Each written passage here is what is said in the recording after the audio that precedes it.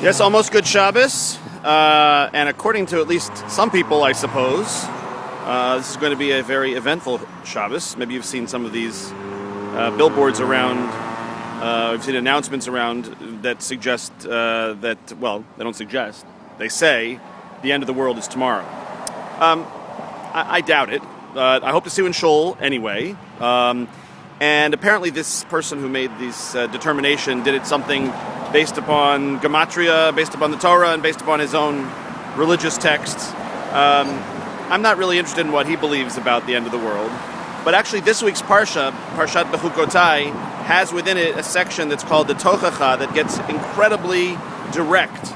And it is really some of the most dangerous and scary texts in all of the Torah, which tell us that if we aren't faithful, there will be repercussions, there will be punishment, there will be judgment. And you can see some of the tradition that this billboard springs from in this week's biblical text.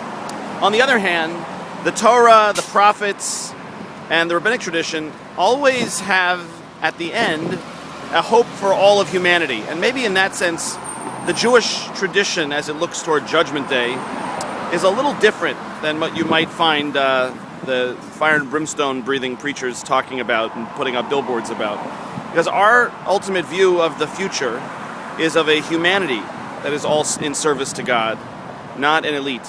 Our view is of not just a redeemed special class, but of all human beings coming to serve God.